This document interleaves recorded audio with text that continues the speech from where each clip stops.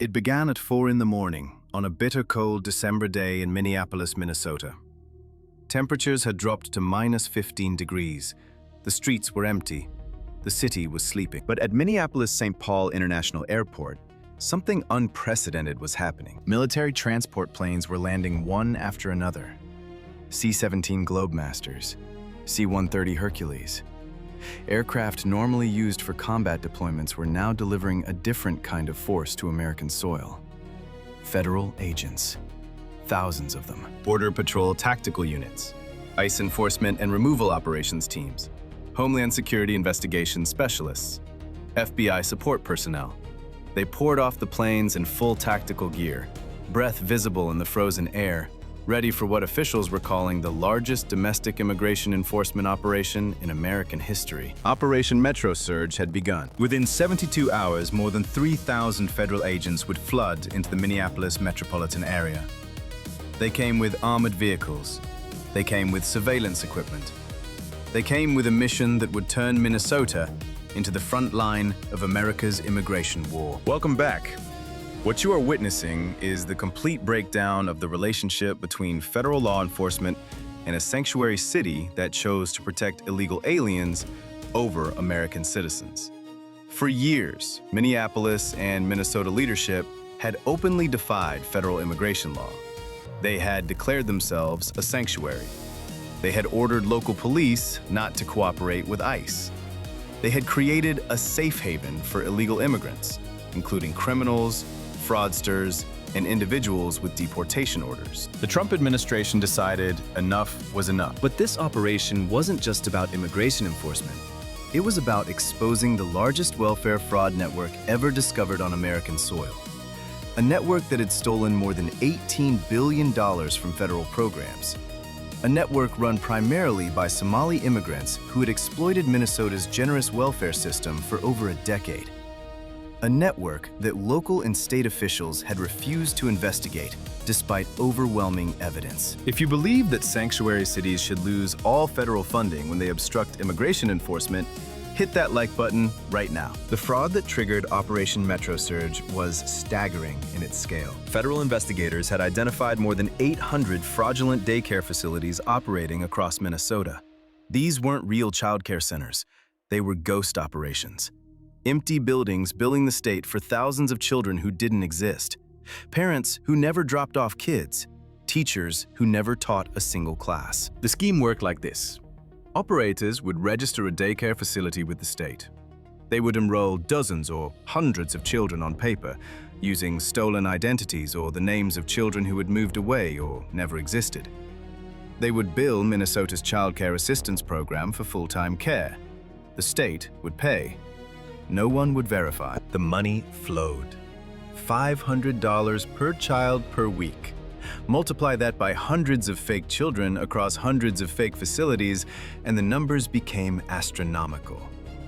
Federal analysts estimated that the daycare fraud alone exceeded $2 billion. But that was just the beginning. The same networks running daycare fraud were also exploiting food assistance programs, housing subsidies, medical benefits, and cash assistance. They had created an entire shadow economy built on stealing from American taxpayers. And when investigators tried to follow the money, they discovered something even more disturbing. Millions of dollars were being wired overseas, to Somalia, to Kenya, to the Middle East. Federal officials suspected that some of this money was funding terrorist organizations, though those investigations remain classified. Minnesota officials knew about this fraud for years. They did nothing. Governor Tim Walz, who served as the state's congressman during the period when much of this fraud occurred, never called for investigations. Minneapolis Mayor Jacob Frey actively discouraged cooperation with federal authorities. State agencies that were supposed to audit these programs looked the other way. Why? Because the fraudsters were part of a protected community. Any investigation would be called racist. Any enforcement would be called discrimination. So the theft continued, year after year, billion after billion. Should elected officials who knowingly ignore massive fraud be charged as accessories to that fraud?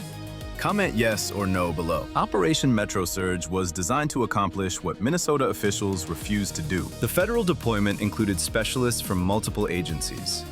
IRS criminal investigation to trace the money, FBI to pursue the fraud networks, HSI to investigate the international money transfers, and ICE to locate and remove the illegal immigrants who had been the primary beneficiaries and operators of these schemes. The results were immediate and overwhelming. In the first week alone, federal agents arrested more than 400 individuals on charges ranging from immigration violations to wire fraud to identity theft. They executed search warrants on 127 properties. They seized $34 million in cash, 47 vehicles, and 23 properties that had been purchased with stolen funds. The arrests revealed the scope of the criminal networks. Entire extended families had been involved in fraud operations. Brothers, sisters, cousins, in-laws. They had created interlocking schemes that funneled money through dozens of shell companies before sending it overseas. One network alone, centered around a group of fraudulent daycares in the Cedar Riverside neighborhood, had stolen an estimated $240 million over 7 years. The operators lived in subsidized housing while driving Mercedes and BMW vehicles. They collected food stamps while sending their children to private schools. They claimed disability benefits while running multiple businesses. The audacity was breathtaking. And it had been allowed to continue because Minnesota had made itself a sanctuary. If you think anyone who steals from welfare programs should be permanently banned from ever receiving government benefits, type SWAT alert in the comments. The response from Minnesota officials was immediate and furious. Governor Tim Walz held a press conference within hours of the first raids. He didn't condemn the fraud. He didn't promise to help investigate. Instead, he condemned the federal government. "This is an invasion," Walz declared. "The Trump administration is using the pretense of fraud investigation to terrorize immigrant communities.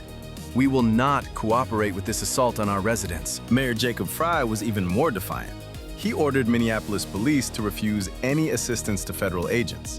He declared that city resources would not be used to support immigration enforcement. He encouraged residents to refuse to open their doors to federal officers. "Minneapolis is a sanctuary city," Frey announced. "That means something. It means we protect our neighbors from federal overreach. It means we stand between our community and the forces that would tear families apart." The message was clear. Minnesota would actively resist federal law enforcement. The state would protect the fraudsters. The city would obstruct the investigation. The Department of Justice responded with its own announcement. Deputy Attorney General Todd Blanche revealed that the DOJ had opened an investigation into Governor Walz and Mayor Frey for potential violations of federal law. When elected officials conspire to prevent federal officers from carrying out their duties, that's not politics, Blanche stated. That's a federal crime. We will pursue this investigation wherever it leads. The statute in question, 18 U.S.C. Section 372, makes it a felony for 2 or more people to conspire to prevent federal officers from discharging their duties through force, intimidation, or threats.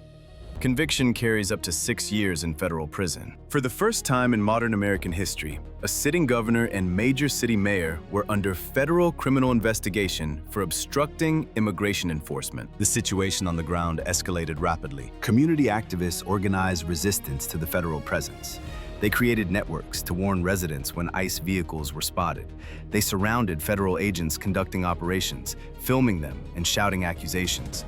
They blocked streets and entrances to buildings where raids were underway. Federal agents began operating in larger teams for their own protection. They wore body armor and carried additional equipment. What had started as an enforcement operation began to feel like an occupation. The tension reached a breaking point when Renee Good was shot. On January 7th, ICE agents attempted to stop a vehicle as part of an enforcement operation. The driver, 37-year-old Renee Good, did not comply with commands to exit the vehicle. When she began to drive forward, an agent fired 3 shots, killing her. Good was an American citizen. She was not the target of the immigration operation. She had simply been in the wrong place at the wrong time. Or, according to federal officials, she had made a series of decisions that put her in the path of law enforcement conducting a lawful operation. The shooting ignited protests across Minneapolis. Thousands took to the streets. They blocked intersections, they surrounded federal agents. They demanded that ICE leave the city immediately. Governor Walz called it murder. Mayor Frey called it an execution. They demanded the immediate withdrawal of all federal agents from Minnesota. The Trump administration refused. Instead, it doubled down. Homeland Security Secretary Kristi Noem traveled to Minneapolis personally. Standing in front of the Minneapolis Federal Building, flanked by ICE agents in tactical gear, she delivered a message. This operation will continue until every fraudster is arrested, every illegal immigrant with a deportation order is removed, and every dollar stolen from American taxpayers is recovered. No governor, no mayor, no amount of protests will stop us from enforcing the law. Vice President J.D. Vance followed with his own visit, touring detention facilities and meeting with ICE leadership. The people of Minnesota deserve better than leaders who protect criminals and obstruct justice, Vance declared. The fraud stops now. The sanctuary ends now. The protests continued. The arrests continued. And then came the second shooting. If you want to see sanctuary cities lose their federal funding until they comply with immigration law, subscribe to this channel right now. On January 24th, just one day after the largest protest in Minneapolis history, federal agents shot and killed another American citizen. Alex Preddy, 37, was an ICU nurse at the Minneapolis VA hospital. He was also a licensed gun owner who had come to witness the federal operations in his neighborhood. When agents attempted to detain individuals near his location, Preddy approached with his phone out, recording. What happened next is disputed. Federal officials say Preddy had a handgun and violently resisted when agents tried to disarm him. Video from the scene shows agents pepper spraying Preddy, tackling him to the ground and beating him before shots were fired. Secretary Noem called Preddy a domestic terrorist who had arrived to inflict maximum damage.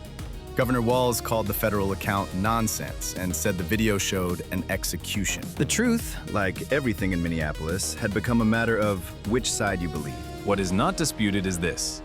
In less than 3 weeks, Operation Metro Surge had resulted in more than 3,000 arrests. Federal agents had seized more than $89 million in assets. They had shut down more than 200 fraudulent daycare facilities. They had disrupted welfare fraud networks that had stolen billions from American taxpayers. And they had killed 2 American citizens in the process. The operation continues as of this broadcast. The protests continue. The investigation into Governor Walz and Mayor Frey continues. The national debate over sanctuary cities, immigration enforcement, and the limits of federal power continues. But some facts are beyond dispute. Minnesota had become a haven for massive welfare fraud. State and local officials had refused to act. The federal government stepped in. And now, Minneapolis has become a battleground between those who believe in enforcing the law and those who believe in protecting their community from that enforcement. The final count from Operation Metro Surge so far: more than 3,000 federal agents deployed, more than 3,000 individuals arrested, more than $89 million in assets seized, more than 200 fraudulent facilities shut down, $18 billion in total fraud documented.